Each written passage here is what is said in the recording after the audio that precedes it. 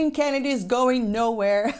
What's up, everybody? Today we're going to talk about Star Wars. There are some rumors that Kathleen Kennedy's contract has been renewed through 2024. I mean, talking about some really, I don't know, would I call it weird news? I think nothing is weird in this world anymore, to be quite honest.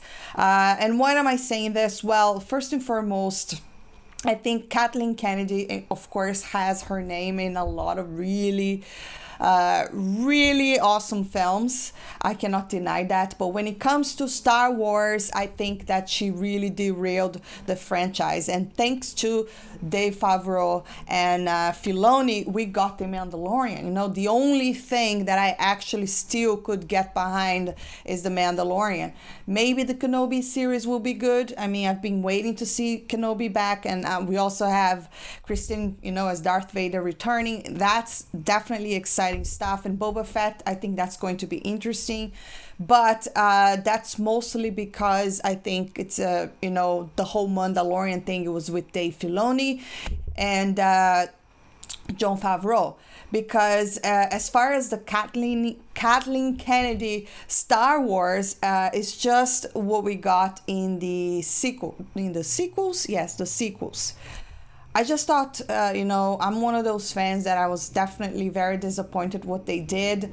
It definitely showed a lack of planning. She did not want to go for George Lucas' story. And, instead of giving us something at least coherent, I just think that she derailed the whole thing. And to me, it's very surprising that she's staying on. But at the same time, Kathleen Kennedy is definitely a powerful name, and she knows that a lot of the fans would probably throw a party when she leaves. So I think she's doing this out of spite, and she wants to stay on because I don't think she's the best person to be in charge of Star Wars right now. I think Jon Favreau would probably be a better pick. Why am I saying that? It's just because when you watch The Mandalorian and you compare to the sequels, you could totally see that The Mandalorian is really paying attention to the Star Wars lore and details. And Star Wars is something that has been around for so many years that when you're going to touch that, you really have to be careful. You cannot just make up things, There's 40 years of history that people are aware of. And this new film, the new films, they're just, all they did was killing off all the old heroes, pretty much all of them gone, and not gone in a good way, Obviously, maybe they didn't want to get rid of Leia, but because of what happened to Carrie Fisher, they had nothing else to do. But they destroyed Luke Skywalker, in my opinion. They destroyed Han Solo. The whole story is just doesn't make any sense. I don't even know what they call it, a Skywalker saga, because at the end of the day, it was also a Palpatine. But after all that drama, I just kind of got over it, and I'm just I'm so indifferent to Star Wars. It's not like how I was before. I still love the original films and the prequels, mostly because I grew up with the prequels. And even though I admit that I don't think they're perfect films, to me the story makes sense. But I cannot say the same thing with the newer films, right? And that's Kathleen Kennedy's legacy. And she's staying on because she's just not she's going to get out of Lucasfilm on her own terms. I'm sure that that's what's going to happen. And my biggest problem with her style of managing, it shows that there's a lot of things that it's I don't even know how she's still there. It just shows that she's really powerful. Because think about it.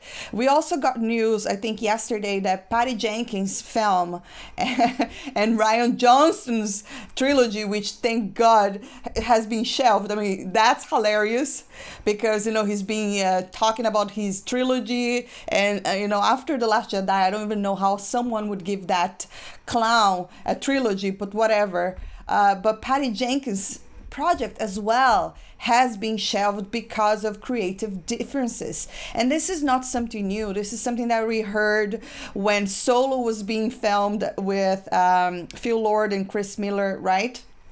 And then it ended up, who who finished the film was Ron Howard, and it's just there's a lot of story and a lot of drama and just a lot of things that it just doesn't make sense to me. You know, if you are in charge of Star Wars, you should be very, very, very concerned about the lore first and what is all of this.